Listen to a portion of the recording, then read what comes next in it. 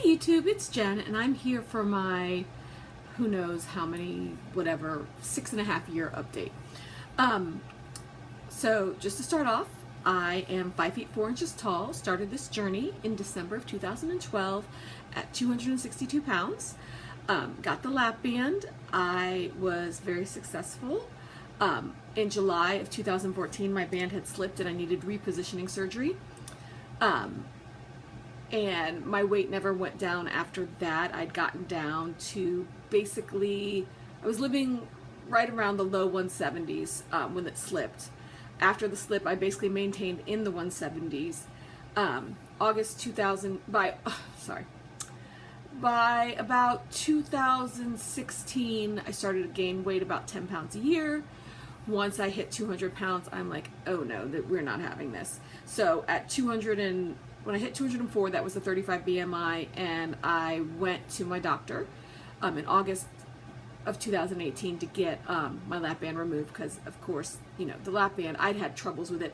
After the first repositioning surgery, I couldn't get an adequate fill. No matter if she filled me at all, I would throw up, and if she didn't fill me, it wasn't helping. So August 2018, I got my band removed at like 204 pounds, somewhere around there. And then she made me wait 3 months before I could get revised to a sleeve. So December of 2018, I got revised to a sleeve at like, I don't know, 209 or 213 pounds, something around there. Did the 6-week post-op diet, followed it religiously. By the time I got to solid foods, I'm like, why am I not having the same response to solid foods as everybody else is having? I was eating my little 4 ounces and I was not getting satisfied. I was hungry all the time, and I knew something was wrong because I researched this a lot. I was in communication with people that had the surgery same time as me, and everybody's getting filled on small portions and they can't eat their whole 4 ounces. And I'm like, I can eat my 4 ounces and your 4 ounces. So I got upset, talked to my doctor. She kind of put it back on me and said, you know, maybe you don't know how to eat. Maybe you're eating till you want to be full instead of satisfied. And I'm like, I wouldn't see why that would happen since I understood it the first time.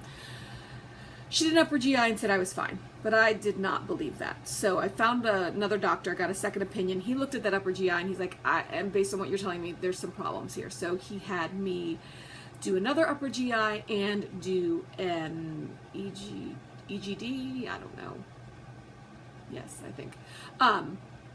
And from that, he could tell that my sleeve was misshapen and that basically it was more like an hourglass instead of like a sleeve. So I got upset. I asked if I could get revision surgery to either to re-sleeve or to go to bypass, and he said, at that point in time, I'd gotten down to like in the 180s, and the doctor's like, you don't have that much to lose. I can't justify doing. He said, I would not re-sleeve you. I would give you the bypass, and I can't justify the bypass just to lose, you know, a little bit of weight. He said, the risks are too high since you've had so many surgeries and revisions. And so that is where I left off last time. And I went back to my original surgeon and I confronted her. And I am almost shocked by her standing by, her saying, this is what she said to me. Because if you look, and actually I can show you a picture, but if you look at my sleeve, it's like she only did it to the top and just like skipped the bottom. And seriously, you don't have to know anything about surgeries to know this is not what it's supposed to look like. So this is my sleeve. See how that's the top? So she sleeved that, and then down here she's just like, whatevs, we're not gonna bother. Sorry, it's not. I don't know why I got a shadow. Okay, so down here she didn't bother to finish it. And you can see in the middle, it goes in like an hourglass, and it's not supposed to do that either. So I went to her and I'm like, well, why did you do this? She goes, that's how you do it. You have to, for the bottom, you don't sleeve the bottom half. You go out 9 centimeters from the pylorus, and that's what you do. And so that's what it's supposed to look like. And I'm like, are you kidding me? Because I had 2 doctors at the second opinion practice and another doctor that used to work with my original surgeon all say this is not what it's supposed to look like. And just common sense, that's not what it looks like. So she basically stood by her surgery and said, this is what I intended to do. She actually said, well, I could have probably made the top a little bit tighter, but the bottom I stand by. And I'm just like, okay, well, there's nothing I can do. I clearly didn't do a good job of making sure I had the right surgeon to do my revision to a sleeve. And that's where I am. So, I don't know what's happening. Sorry about that. So I'm kind of stuck. And so right now, I didn't tell you my weight. Right now, I'm basically around between 184 and 186 is where I've been bumping between.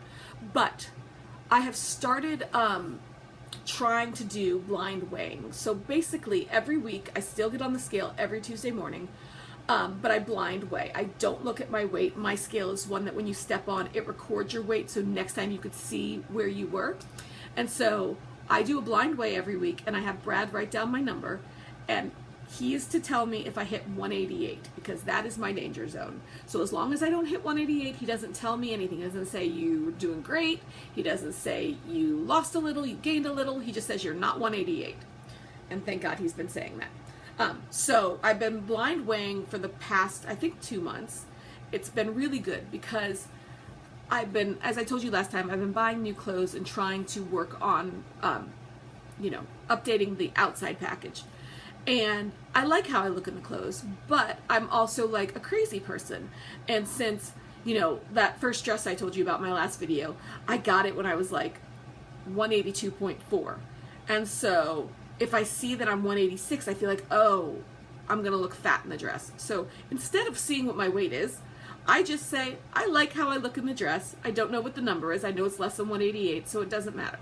And that has been so helpful for me. So I still care about the number, and every time, like when I see my, because I just saw my new weight loss surgeon to follow up, and before that visit, I looked at the numbers that Brad had written down, just because if you're going to see the weight doctor, you should probably know what your weight is. But in the interims, like until I have another doctor's appointment where I need to see my weight, I'm not. Brad's writing them down, and the next doctor's appointment, I'll see all my past weights. So that has been incredibly helpful because I was basing my happiness on the number on the scale. It did not matter whether nothing mattered. It was only the number. If I went up, I was upset. If I went down, I was happy, even if you couldn't see a difference. So that's really been so helpful for me. So I've been doing the blind weighing. I have been just trying to get a better body image by just changing my outside because I don't care what I look like naked. It's what I look like when I go out. I want to look, I want to look nice in my clothes. So I've been, basically, I updated my wardrobe. I'm very happy. I've been shopping like a crazy person. And Brad's been very supportive about that. So I updated my wardrobe, and that just right there, I feel better in my clothes now than, I'm just happy. Of course, if you could wave a magic wand and make me lose 20 pounds, I would take it. But I'm not unhappy with where I am now. I'm fearful that I'm going to gain more weight, but I'm not unhappy with my weight that it is today, if it could stay that way. I've also, you guys never get to see my hair because it's always pulled back because I've always just worked out. But I have curly hair, but I could never get it to look right. I found a curly hair specialist who changed my shampoo and conditioner, and it's dramatic the amount of curls I have now. Everybody is stopping me going, what have you done to your hair? And I'm like, literally, I changed my shampoo and conditioner and a product I put in the shower, and this is just all natural. Doesn't take me any time to get ready, and it's been amazing. So now my hair looks good, my clothes look good. I went and I did teeth whitening. That was a little bit painful, but I don't know. I just figured let's work on all the outside. So I did all that. I'm feeling better about myself. I'm happy with the way I look in my clothes. So I'm basically just trying to work on liking myself. Now, I am not at that point where I could say, if I go over 200 pounds, I'm still going to just be able to say, I love my body because it's my body. I am not there. But I am at the place where it is exhausting living by that scale and always wanting more and never being happy with where I am. And now I am just satisfied. And it's just been so much easier. So, and I also kind of figured, okay, I got two choices. I can make myself miserable trying to diet while I'm starving, or I could try to be less miserable with how I look and start to work on my body image. And you know what? This one's much easier. And you get to eat delicious food while doing this one. The other thing I've done, oh my gosh. So anybody who's been watching me from the beginning knows that I am a protein bar addict. I was like Quest bars several times a day. I have given those up. Since my second opinion, I have stopped. I'm trying to stop eating super processed foods. So, and that starts with protein bars are stupid. I mean, they're not real. They're not real food. They weren't making me satisfied, and it's not real food. So I have basically no protein bars. Instead of a protein bar, I have little individual bags of almonds. Those are delicious. So that's what I've been doing when I need an on-the-go snack that I can keep like in my purse. And I've just been basically trying to tell myself, if I want to eat something, do I really want it? Am I hungry? Am I tired? Am I bored? Am I anxious? And is it super processed, or is it something that's like, I'm not going to feel bad about eating? And I'm even not like, you know, I used to be, you know, carbs were the enemy, only eat high protein. I never did the keto thing, but I was just more high protein. And now, you know, I'm just kind of, I have grapes every day. And I'm just trying to be reasonable. And I've been staying in the 184 to 186 range, and so I'm happy. The other thing, I am though afraid of gaining the weight back. And so I went to the new doctor, and he said, hey, we can give you some diet pills. And he offered me phentermine. I've done phentermine in the past. And I don't want to use it because I feel like it's a temporary solution. And what is the point of using a diet pill and losing, you know, 30, 50 pounds, and then as soon as you're off the diet pill, you gain it back? So he gave me a prescription. I filled it, but I am not using it. And what I've decided was, as long as I'm under 188, I'm happy. If I happen to go over 188, I'll consider the pills, because you know, if I can just get myself back into a good spot, then, you know, that's less drastic than surgery. So I have the prescription. It's actually comforting to know that I have it, but I'm not using it. I have not touched it. I do not intend to. And if I can stay under 188, I have learned to just kind of accept it and just be happy with life. I've spent so much time waiting to get to this other number, and now I'm having fun. I'm shopping, I look cute, and I'm just having fun.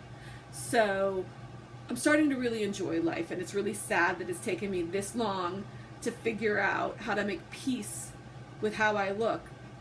But I kind of have. I look in the mirror now, even naked, and I'm not hating it. Now, I'm not going to say that I love the bat wings, you know, that's never going to happen, and I have a stomach. But I've learned to dress it, and I'm okay with it. So that's what I have for you. I guess I'll just come on every so often if you have any questions, or if you want to know. I know that if I you know, go too long, everybody's going to assume that I just gained, you know, 500 pounds and don't want to go on YouTube because I'm ashamed. So I'll come in every so often, and if you have anything you want to know, feel free to ask. Otherwise, love your faces, kick some fat's ass, and I hope you all are big losers. I will see you next time. Bye, YouTube.